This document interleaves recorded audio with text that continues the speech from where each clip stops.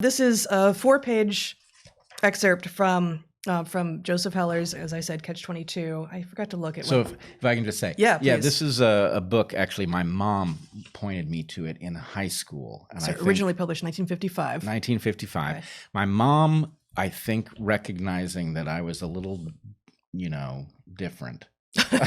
Or something. Did not everyone in your life notice that? I guess they did, and that I had something of a problem with authority. A bit. A little bit of a problem with authority. Mm-hmm. Thought this book might be just the thing, and it happens that a lot of it resonated with me quite strongly. Yeah. So one of the frustrations that I have is that the book is actually not all that well known in the modern era. People know Catch-22 itself, but they don't. They know the concept, the central. They don't even concept. necessarily know what the catch is, but Yeah. they know that a Catch-22 is, it's like a Kafka trap, basically. And throughout the Evergreen episode, I kept wanting to raise this reference because it fit perfectly, but I knew nobody was going to get it. Wow, that's fascinating. I mean, and this is the problem with the loss of understanding of history, right, and of historical texts. And this is not that deep history. This is 65 years ago that published first. And so the central Catch-22 is, if memory serves, if you are sane enough to. If you're crazy, you don't have to fly. But if you don't want to fly, that's evidence that you're sane. Yeah, there it is. And then you're supposed to go, that's some catch. Yeah. Yeah, it's the best there is. Yeah, which Yossarian in the book is constantly facing things which make him whistle in deep admiration and concern for his and his fellows' lives. Yep. Yeah. Okay, so this is from relatively early in the book. And it just without really any context, I'll just read it, okay? Let's see. I'm sorry. Kitty, you're in the way. I wanted to start with, here. And when someone remarked that Major was somewhat odd, Captain Black announced that he was a communist. They're taking over everything, he declared rebelliously. Well, you fellows can stand around and let them if you want to, but I'm not going to. I'm going to do something about it. From now on, I'm going to make every son of a bitch who comes to my intelligence tent sign a loyalty oath. And I'm not going to let that bastard Major sign one, even if he wants to. Almost overnight, the glorious Loyalty Oath Crusade was in full flower, and Captain Black was enraptured to discover himself spearheading it. He had really hit on something. All the enlisted men and officers on combat duty had to sign a loyalty oath to get their map cases from the intelligence tent. A second loyalty oath to receive their flak suits and parachutes from the parachute tent. A third loyalty oath for Lieutenant Balkington, the motor vehicle officer, to be allowed to ride from the squadron to the airfield in one of the trucks. Every time they turned around, there was another loyalty oath to be signed. They signed a loyalty oath to get their pay from the finance officer, to obtain their PX supplies, to have their hair cut by the Italian barbers. To Captain Black, every officer who sported his glorious Loyalty Oath Crusade was a competitor, and he planned and plotted 24 hours a day to keep one step ahead. He would stand second to none in his devotion to country. When other officers had followed his urging and introduced loyalty oaths of their own, he went them one better by making every son of a bitch who came to his intelligence test sign 2 loyalty oaths, then 3, then 4. Then he introduced the Pledge of Allegiance, and after that the Star-Spangled Banner, 1 chorus, 2 choruses, 3 choruses, 4 choruses. Each time, Captain Black forged ahead of his competitors. He swung upon them scornfully for their failure to follow his example. Each time they followed his example, he retreated with concern and racked his brain for some new stratagem that would enable him to turn upon them scornfully again. Without realizing how it had come about, the combat men in the squadron discovered themselves dominated by the administrators appointed to serve them. They were bullied, insulted, harassed, and shoved about all day long by one after the other.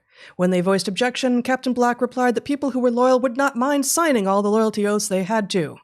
To anyone who questioned the effectiveness of the loyalty oaths, he replied that people who really did owe allegiance to their country would be proud to pledge it as often as he forced them to.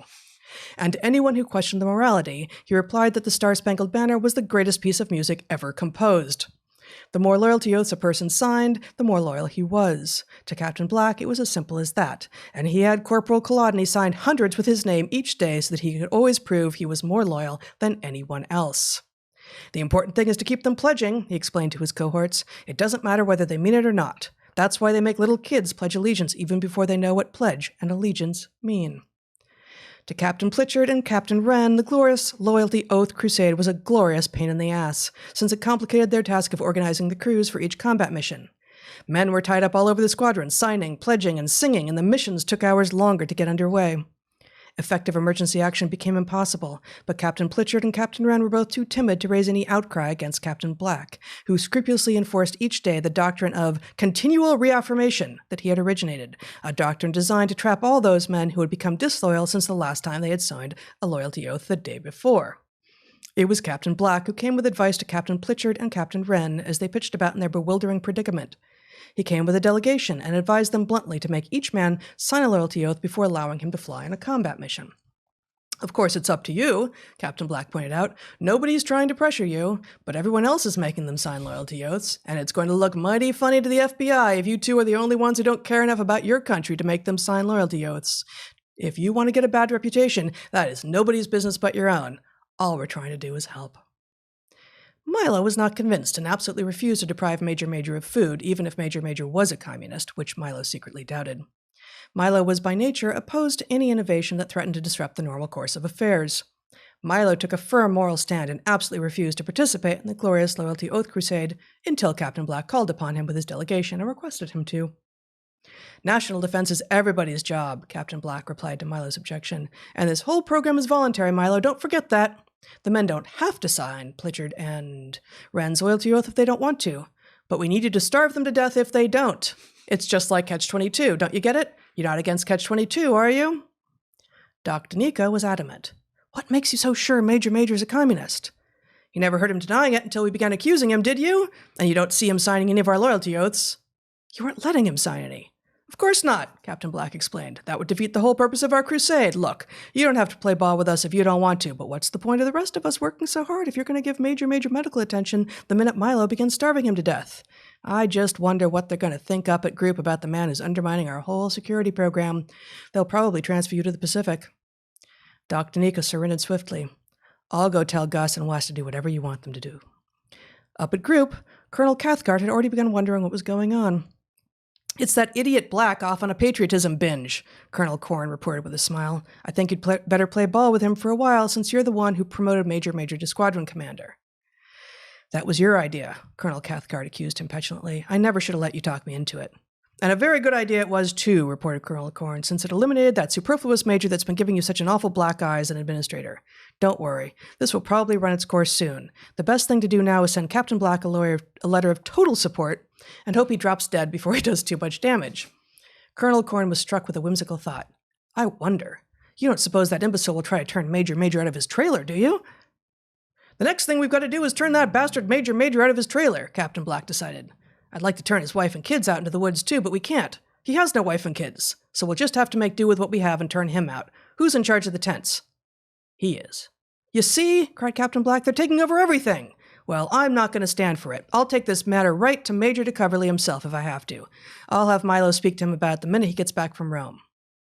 Captain Black had boundless faith in the wisdom, power, and justice of Major de Coverley, even though he had never spoken to him before and still found himself without the courage to do so. He deputized Milo to speak to Major de Coverley for him and stormed out impatiently as he waited for the tall executive officer to return.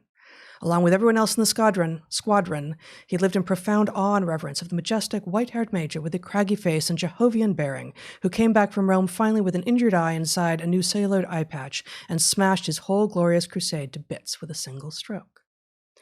Milo carefully said nothing when Major de Coverley stepped into the mess hall with his fierce and austere dignity the day he returned and found his way blocked by a wall of officers waiting in line to sign loyalty oaths.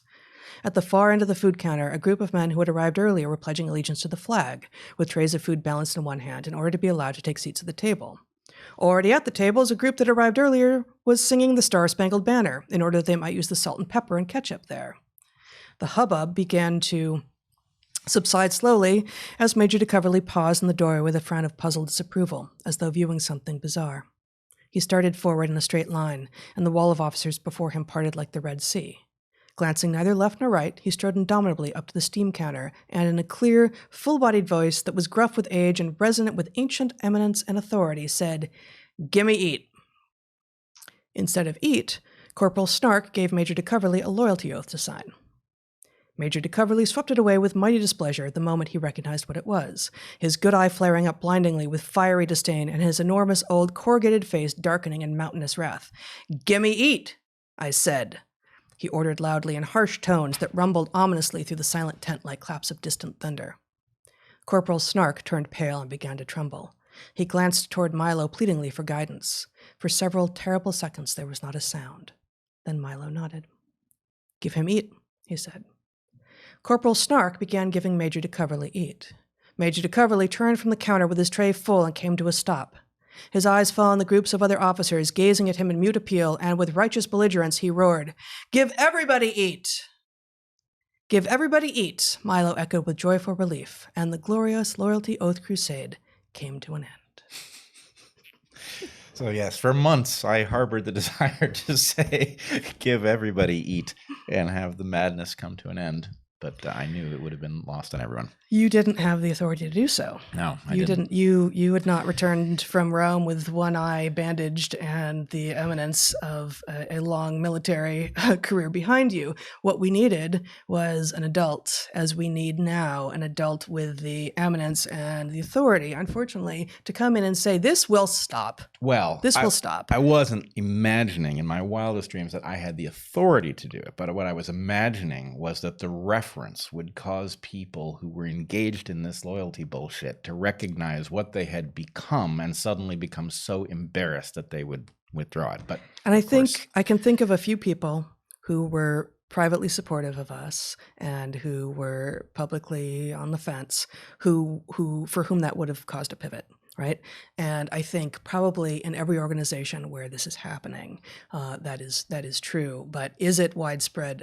Is it widely known enough for it to cause a substantial fraction of people, a population large enough to cause a tipping point, to recognize it and to reflect on themselves what they're doing? No, probably not. No, there is, I think, no chance that those circuits are still active. Somehow a huge fraction of the population becomes what they hate and never realizes that that's what has happened. And so it's easier to do so when they're handed language that makes it appear that they're cloaking themselves in, that makes it appear that they are working on the right side of history and for truth and justice for all and for Black Lives Matter and all of this language, that they're anti-fascists, and they're anti fill in the blank phobe, whatever it is. And no, they're not. They're working on behalf of a kind of great loyalty oath campaign. And what will they do with you if they actually win, which they might? Right.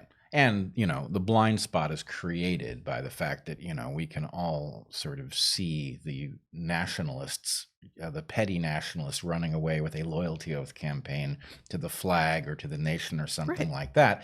And these people who, frankly, don't like the nation cannot see that it is the same damn process they are employing, that it is, blind allegiance to some other thing that is driving them. But the loyalty oath part of it is completely generic, right? Well, this is exactly it, right? That these kinds of human responses to situations in which someone wants to accomplish something and others can be caused to follow along, no ideology. There are no ideological or belief bounds on whether or not such a strategy or such tactics will be effective. And so, when we are told, but this isn't that because those people believed something else, doesn't matter. Tactic and belief are not the same thing, and there's really, I think, no relationship between them inherently, at least over in this kind of space that we're talking about. Yeah, the irony is that, and I must have had this thought 100 times in the last few years, is that what the folks who are deploying one wrong idea after another really need is a high-quality college education.